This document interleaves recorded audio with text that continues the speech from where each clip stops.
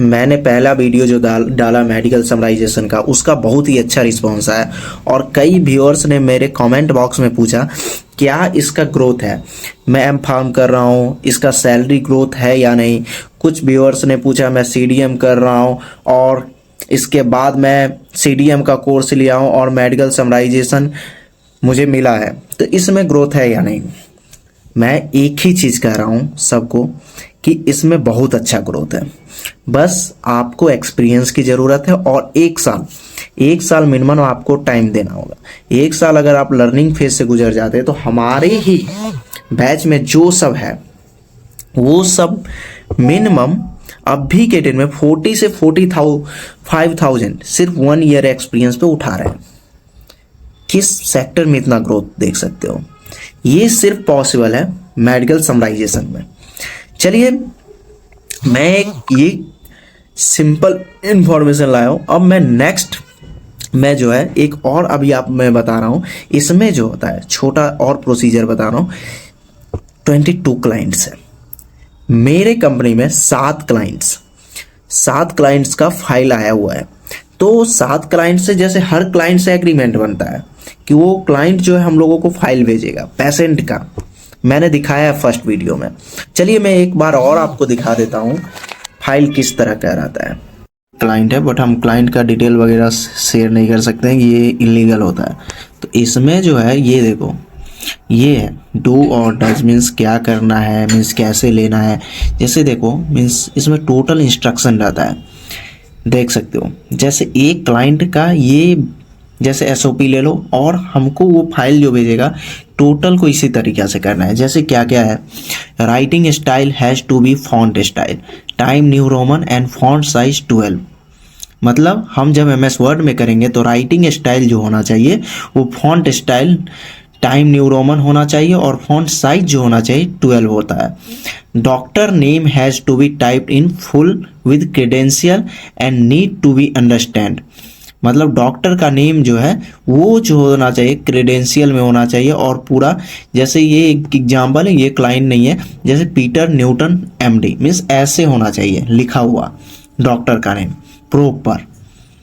Date जो होना चाहिए कभी भी जैसे हम लोग बोलते हैं ना कि मीन्स 28 जनवरी 28 जनवरी, वैसे नहीं।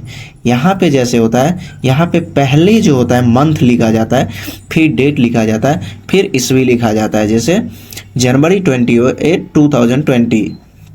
यूज एब्रीवेशन, अगर कोई भी जैसे एब्रीवेशन जैसे छोटा क्लिनिकल डेटा मैनेजमेंट तो CDM हम लिखते हैं ना, मेडिकल रिक्रूटमेंट तो MR लिखते हैं। तो इसी तरीक़ा से हमको जो है जैसे डिजीज़ का कोई डिजीज़ कैसे, मान लो 4 अमाइनल डिजीज, FA उसके लिए 4 अमाइनल, तो आपको एब्रीवेशन भी नीचे दिया रहता है, तो एब्रीवेशन उसका लिखना होता है। जैसे हेरिनेटेड न्यूक्लियस पल्पोसस एक डिजीज है तो उसका हम एब्रीवेशन लिखेंगे।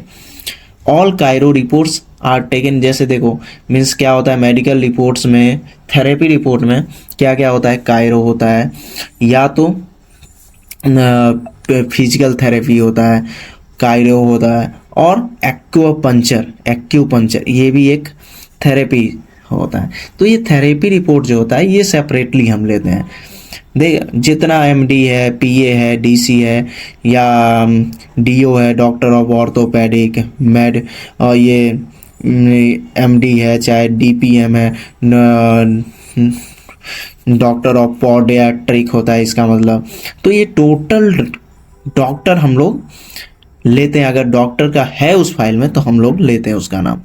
Take internal medicine, medico legal report, internal medicine legal report, ये टोटल हम लेते हैं। मतलब कोई कोई क्लाइंट जो होता है ये सब नहीं लेना रहता है, क्या लेना होता है ये इसका समझ जाइए कि छोटा एक तरह से उसका SOP समझ सकते हैं, उसका ये टेम्पलेट होता है, फॉर्मेट होता है। इसी तरह से आप क्या क्या नहीं कर सकते हैं, जैसे मतलब क्लाइंट का अपना रिपोर्ट जो होता है हम नहीं ले सकते हैं।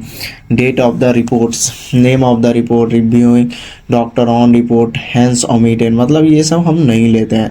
Do not take psychological diagnosis for psychological report, do not take bill और certain legal document apart from what instructed to be taken, do not take telephonic conversation, कोई टेलीफोनिक, अगर डॉक्टर ने टेलीफोन से पेशेंट को जांचा है तो वो रिपोर्ट भी नहीं लेंगे। फिर यहाँ पे देखो, फिर से मैं दिखा रहा हूँ जो मैंने पहले भी दिखाया था कि ये फॉर्मेट है। जैसे कोई कायरो रिपोर्ट है, ठीक है, डॉक्टर ने, कोई कायरो थेरेपिस्ट है, डॉक्टर कायरो का डॉक्टर है, उसने देखा तो हम सबसे पहले जो होता है एक फाइल है, मैं फाइल आपको दिखाऊंगा। ऐसे फाइल में वहाँ से पहला जो होता है डॉक्टर का नाम उठाते हैं, फिर डेट, जिस डेट में रिपोर्ट जो है समराइज किया गया है वो डेट, फिर रिपोर्ट का नाम क्या है, कायरो रिपोर्ट, तो कायरो रिपोर्ट। डायग्नोसिस जो हुआ है, असेसमेंट और डायग्नोसिस सेम होता है, तो असेसमेंट यहाँ पे हम लिख देते हैं। ट्रीटमेंट प्लान, और ट्रीटमेंट प्लान भी दिया रहता है रिपोर्ट्स में। जैसे मैं एक कायरो रिपोर्ट्स आपको शो करूँगा या कोई भी थेरेपी रिपोर्ट जहाँ पे डायग्नोसिस, ट्रीटमेंट प्लान और डेट दिख दिया हो।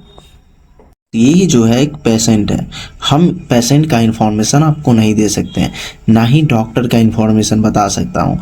तो यहाँ जो है मैं एक चीज़ बता सकता हूँ, यहाँ से लेके देखो ये यहाँ तक एक रिपोर्ट है, तो मैं ये बता रहा हूँ कि यहाँ से हमको कंप्लेन लेना होगा, हमको क्या लेना होगा, फिर डॉक्टर जो एग्जामिनेशन किया है, फिर उसका प्लान लेना होगा। तो वो चीज़ें हम यहाँ से ले सकते हैं। अब जैसे कैसे हम लेंगे, तो ये चीज़ जो है देखो, हिस्ट्री ऑफ प्रेजेंट इलनेस, यहाँ पे थोड़ा देखो पढ़ सकते हो। History of present illness, patient का क्या इलनेस है। The patient has a complex past history with multiple admission with a long history of cervical degenerative spine. अब देखो यहाँ पे क्या है, इसको पेशेंट को प्रॉब्लम है सर्विकल डीजेनरेटिव स्पाइन, तो ये क्या है, इसको हिस्ट्री रहा है बट ये प्रॉब्लम नहीं है, तो ये भी हम सीसी के अंदर नहीं ले सकते हैं। अब देखो anterior cervical spine discectomy but with anterior fusion and plate, this was a complicated development syndrome shortly post operatively and he subsequently developed a deep wound infection interior। ये सब जो है एक तरह से कंप्लेन हमको तो नहीं लग रहा है यहाँ पे। तो ये देखो pen from his neck as well as lumbar spine is being delayed by, तो ये सब देखो यहाँ पे एक कंप्लेन है, फिर ये पूरा पढ़ना होगा और एक भी कंप्लेन आप मिस नहीं कर सकते हैं। ये जो भी डेटा है ये इसमें से प्रेजेंट इलनेस मतलब हिस्ट्री और मतलब शुरू से लेके अभी तक जो भी पेशेंट को प्रॉब्लम है वो यहाँ पे हो सकता है, इसलिए आपको एक एक सेंटेंस पढ़ना होगा ध्यान से और एक भी कंप्लेन उसमें छूटना नहीं चाहिए। मेडिकेशन क्या क्या ले रहा है वो यहाँ पे इंफॉर्मेशन है, हो सकता है कि आपको प्लान में मेडिकेशन ऐड करना पड़े। चलिए नेक्स्ट मैं देखता हूँ यहाँ पे इम्प्रेशन, ये जो है डॉक्टर ने डायग्नोस किया है, अगर या तो डायग्नोसिस और इम्प्रेशन सेम होता है तो ये जो है इसमें से डायग्नोसिस क्या है आपको पढ़ के पार्टिकुलरली उठाना होगा। ऐसे ही फाइल में से ये देखो फिजिकल एग्जामिनेशन, क्या क्या फिजिकल एग्जामिनेशन जब डॉक्टर ने उसको एग्जामिनेशन किया तो क्या क्या पाया वो यहाँ पे है, नॉर्मल है या जो एबनॉर्मल थिंग होता है वो लिखना होता है जनरली।